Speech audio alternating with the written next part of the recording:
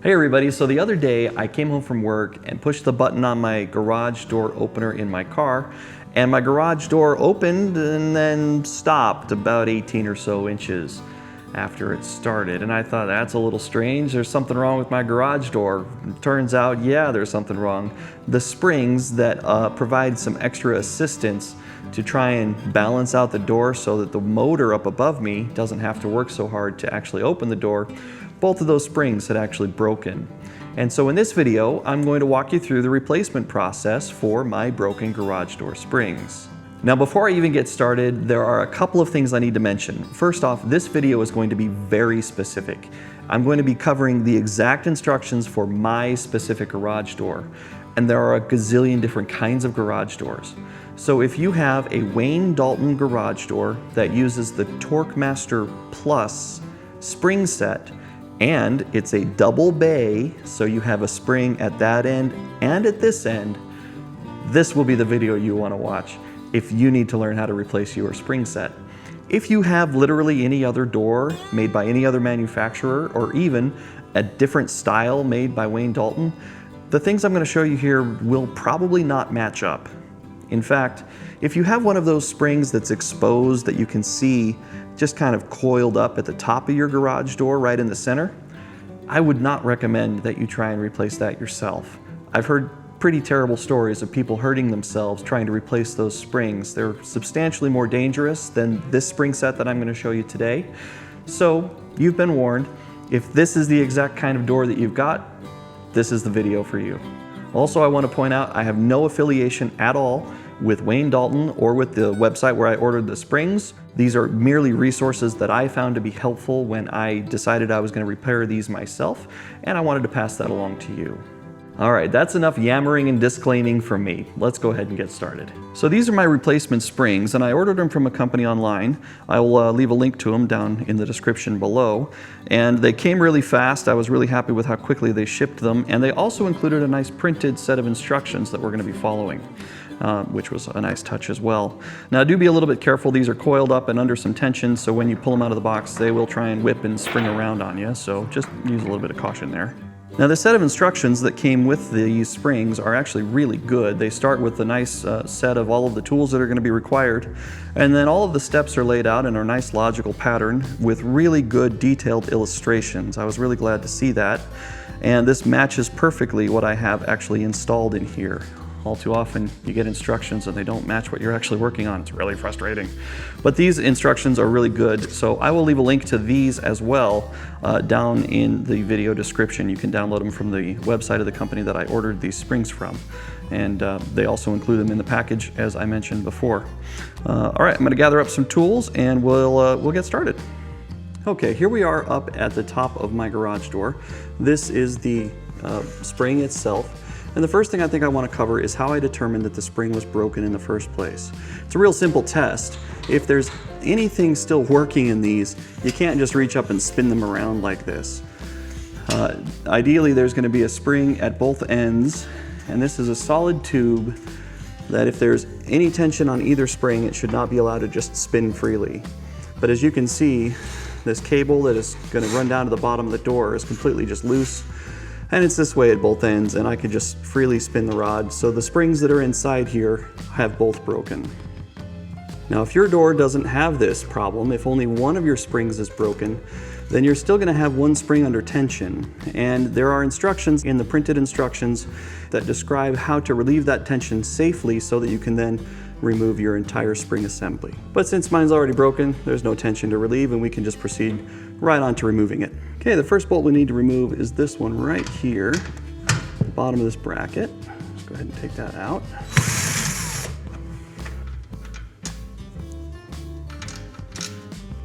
Next, we need to pull this bolt out right here.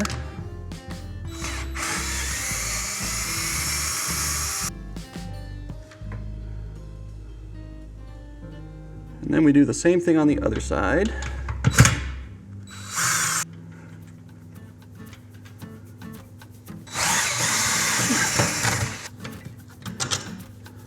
Then there's two bolts on this bracket in the center, one right at the bottom and one right at the top.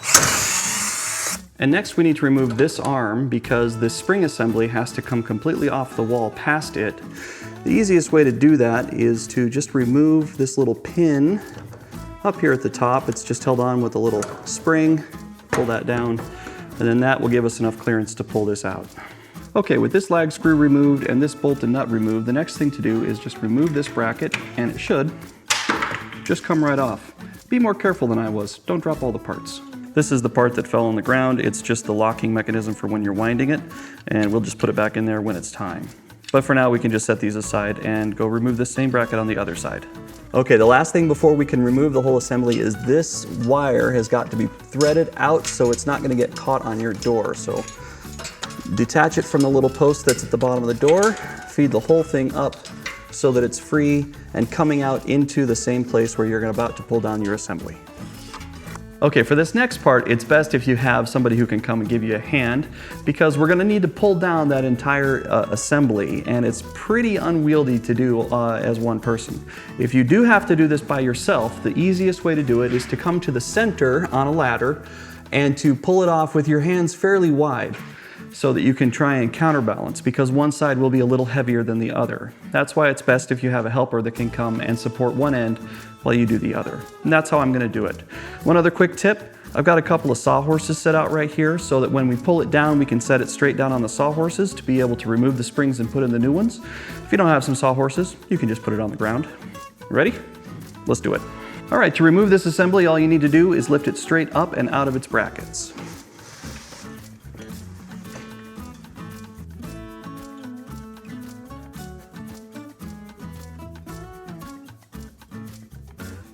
The next part to remove is this winder for that cable, and that just slides right off the end. And once that's out, the spring that is old and broken just slides right out like that. And we can see right where it broke. Now with the first half of that broken spring removed, the next thing we need to pull out is this little sleeve that's inside here. It's a little plastic sleeve, and we'll just feed it out by hand like this. All right, with the first broken half of that spring removed and the sleeve pulled out, next we're going to use gravity to pull out the rest of the broken spring. Now be aware on these big long ones that are for the double bay doors, the spring from the other side might also try and slide completely down out this end. So I recommend you hang on to the end of the other spring while you do this, and don't be surprised if you see two broken halves, the one from this side and the one from that side, come out when you do this next part. We'll just tip this up and give it a little shake.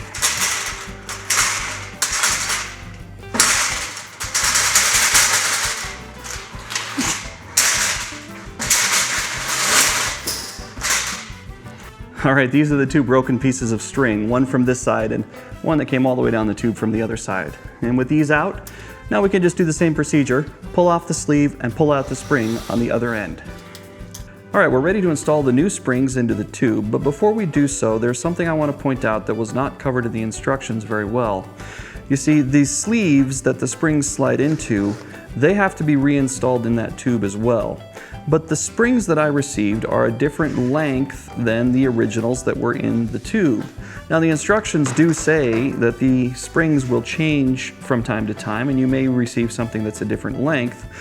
But what they don't say is what to do with the sleeve when it doesn't fit. So I just cut these sleeves down. You can see this one I've already cut here, but this sleeve, this is for the other side of the door. You can see this is not gonna slide over that end, and that's by design, they're not supposed to. But this end is supposed to have that turning mechanism completely come out of the sleeve. So all I'm gonna do is, since you can kind of see through these, I'm going to push that spring all the way in, and then I'll just use a magic marker here to mark about where the metal of the spring ends. And then I'll use a razor blade to cut this sleeve down to size.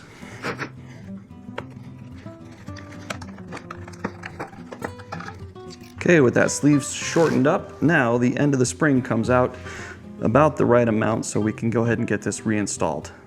Okay, to reassemble these, all you need to do is line up this teardrop shape at the end, and then you should be able to slide the spring and the sleeve right back in, just about like that. Now, one thing to point out here, and to be very careful that you don't mix up, the red spring has to go on the left-hand side of the door, and that's the left-hand side when you're standing in the garage looking out. The gray one goes on the right-hand side. The instructions are real specific about that. Don't mix them up. So this is my left-hand side, and now we'll do the right-hand side.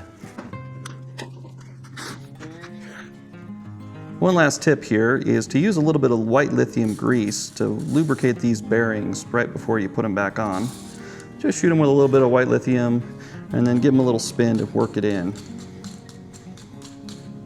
And once they've been lubricated, this also slides right over the end of this bar, again making sure you line up the teardrop shape.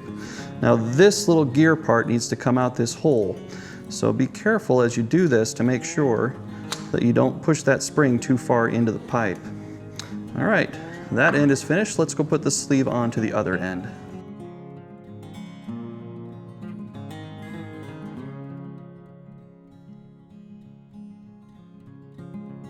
Now, reassembly is the opposite of disassembly, and again, it's very helpful if you can have an assistant to help you with the other end. If not, you'll want to lift it up from the center so that you can try and balance both ends and get it into the hooks. We'll show you details of exactly how to hook it in just a minute.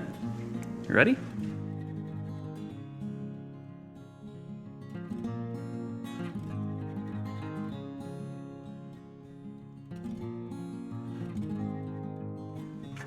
So when you drop this on, make sure that the little slot on this gear goes right down and sits into this bracket properly.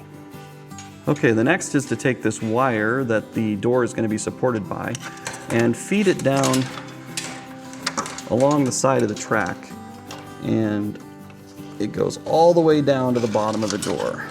And the goal here is just to make sure that it doesn't get stuck on any of the rollers or tied up on any of the mechanism, so that the door will be able to go up and down smoothly without catching on anything. Because this wire is actually going to have all the tension from the spring and hold the weight of the door. There we go, like that.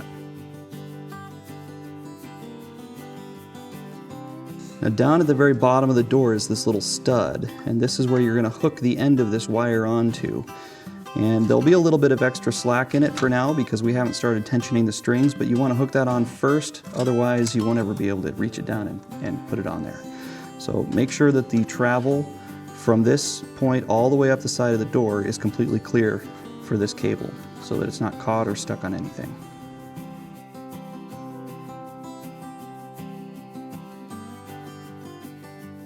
So if you have a little bit of a hard time hooking it on to this bottom part, you may need to use a flathead screwdriver or something similar to help hook it on to the end of that post down at the bottom of the door.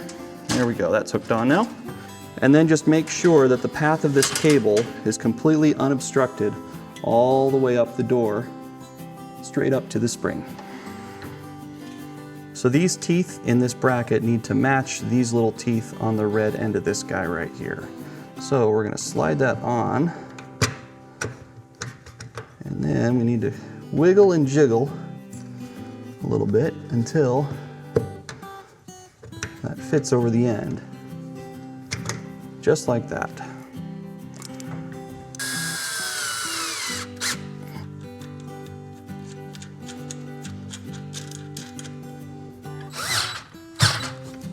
The next thing we're going to do is take up the slack in this wire, and the way that this is done is the wire is going to spool up onto this. So with your hand you should be able to just turn this and it will start to actually put a little bit of tension on those springs. So you want to pull it just until that wire starts to have a little bit of tension on it, and then you can use this locking mechanism right here to lock that in place so that the tension that you've put on won't get removed. And before we run to the other side, it's a good idea, now that this cable has been pulled a little bit tighter, just to make sure that the path that it travels down is completely unobstructed and it comes all the way down to the bottom of the door and is still connected to that post. We are nice and clear, so we're good to go and assemble the bracketry on the other side. Okay, just like on the other side, you want to make sure that this gear is set properly down into that groove. This one is seated properly, so we're ready to go for the next step. And the next thing that we want to do is to reinstall this bracket. And again, just like on the other side, we've got to line up the teeth of the spring with the teeth inside this bracket. And there we go. Just takes a little finagling. Okay, and then we're going to shoot this lag screw in.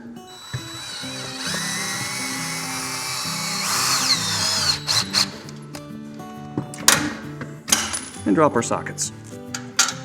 And then finally, to finish this bracket, it's just this bottom bolt and nut.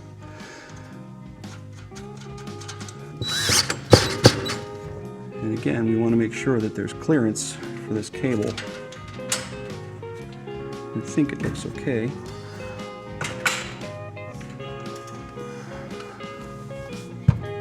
We will lock it in place to make sure it doesn't go in. And then we have to reinstall this center bracket. Just put the lag screws back in. Oh. Did it kick the camera? Yeah. Okay.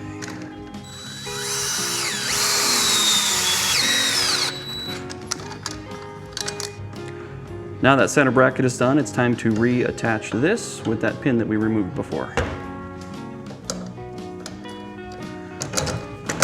Okay, now we're ready to tension our springs. All right, so I made a little mistake and I wanted to point out exactly what I did wrong so that if you happen to run across the same problem, you know what the issue is. In a minute here, you're gonna see me start to tension these springs by spinning the red and the gray ends of the springs that we've installed. The problem is when you start to tension them, it's supposed to use these teeth inside on this little gear to hold that tension. But you may recall when I pulled this thing out, that little toothed gear fell out of this assembly and I put it back in backwards. And as a result, it is not holding tension the way that it's supposed to. So pay attention when you're putting that back together. If your little gear comes flying out like mine did, that the teeth need to point towards the front, meaning into the garage, not towards the outside or the front of the house. So I'm gonna have to pull this apart, put that gear back in there the other direction, and then we can continue. Okay, that gear has been spun around and reinstalled. You can see the direction those teeth are pointing now. That's the way that it's supposed to be pointing, so that it clicks properly as you start to tension the gear. All right, we're finally to the part where we're gonna start to put some tension on these springs that are behind me. But before we do that, you need to make sure that when you're doing your door, you know the correct amount of tension to put on. In the instructions, there's a handy table that tells you how many turns of tension that you're gonna add to the springs, and it's done based on the height of your door, the width of the door, and the weight of the door. Those are all measurements that you're going to need when you order your springs in the first place. And in my case, those measurements were all actually written on the top of the tube on a yellow label, so it was really easy for me to find. This door happens to be 8 feet tall, 16 feet wide, and weighs 144 pounds, or needs a 144 pound counterbalance spring. Using the table that's in the instructions, this tells me I need to turn both springs at either end 18 full revolutions to put them to the correct tension. And again, your door may have a different number of revolutions. Just want to point that out. If your door is smaller or larger, you'll have a different number of turns. All right, now let me show you how you can tell how many turns you've actually added as you put them in. So in order to see the number of revolutions that I've done, I've put a little mark right here on the outside with a little permanent marker, and I should be able to see that when the spring is spinning around. But in case I don't, I've also marked the bottom of this tooth that's inside this mechanism with a black mark, so that as this spins around, I can count the number of times either of those marks comes around. And as I mentioned, in my case, I need 18 rotations to get it to the correct tension. So we'll just use a socket wrench here, and we will start rotating. That's 1, 2,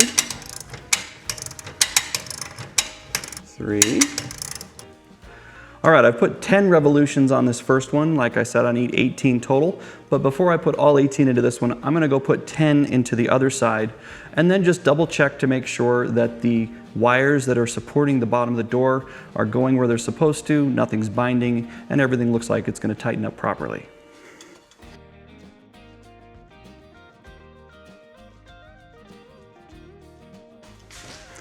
Okay, I've finished 18 revolutions on that side. Everything's lined up, free and clear. I'm gonna put the other 8 revolutions into the other side.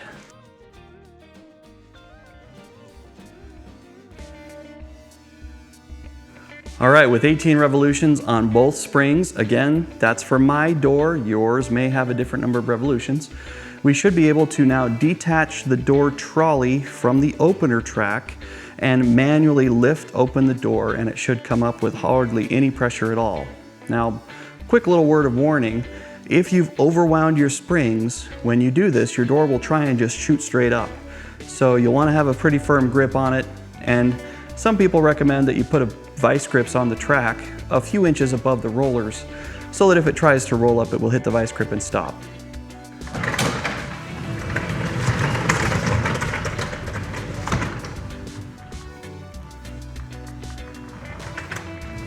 Well, it's pulling itself up, see? Okay, so this is pulling just a little bit harder than I'm real happy with. So I'm gonna go ahead and relieve a little bit of the tension by taking out 1 revolution on both sides, and then we'll try it again. What you're aiming for here is being able to lift the door open about 1/3 of the way, and it should stay right where you set it. Then lift it up about 2/3 of the way, and again, it should stay right where you set it. Mine is having a tendency to want to keep going up a little bit. So we'll take a little tension out of the springs. All right, one more quick little caveat word of warning here. Relieving the tension on these springs is about the only kind of dangerous part of this whole operation. You see, what you have to do is put your ratchet back onto that tightening mechanism and take up the tension yourself so it's no longer being held back by the lockout mechanism that's in there. Then you need to pull out what's called the pawl so that it is no longer engaged in those teeth, and let the ratchet spin in your hand while you hold all of the tension of that spring, 3 or 4 teeth, and then you put the pawl back in, move your ratchet, and repeat. You do that several times to make 1 full revolution. This is a little bit dangerous. Be prepared to hold all of the weight of that spring so it doesn't slam your hand back against the wall and mess up your knuckles. And there's good instructions on how to do this in the printed instructions that came with my spring and on the ones that I'm gonna link in the description below. Just be careful. Okay, I've removed 1 full revolution off both springs. Let's see how the door behaves now. We'll bring it up about 1/3 of the way. And it stays right where I put it. We'll bring it up 2/3 of the way. And it stays right where I stop it. And if we bring it up all the way, it stays open perfectly. This is one great way to determine whether or not you've got the tension set properly on your springs. All right, now I'm ready to reattach it to the garage door opener and test that as well. All right, my son's gonna push the button on the opener and let's see what it does. I'm listening for any abnormal sounds. Everything sounds perfect. And I'm watching to make sure that the door is moving smoothly and evenly. It opened to the proper amount. Go ahead and close it again for us.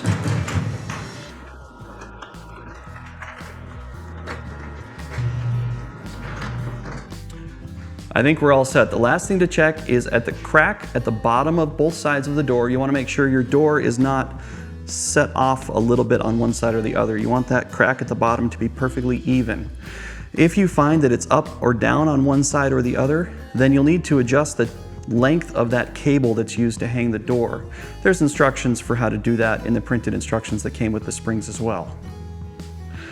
All right, I have to be pretty honest with you. I was a little bit intimidated by this project. I was concerned because I've heard horror stories about people who have tried to replace their own springs and gotten really seriously injured.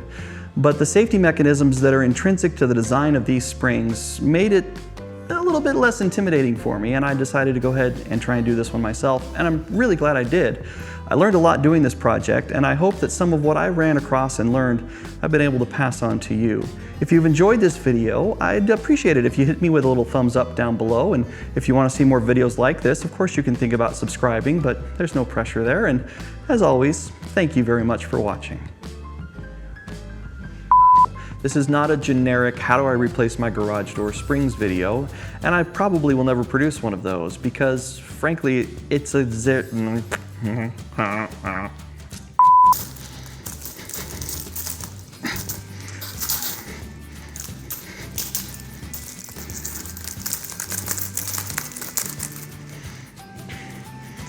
Yeah, don't play with these, they're not really toys.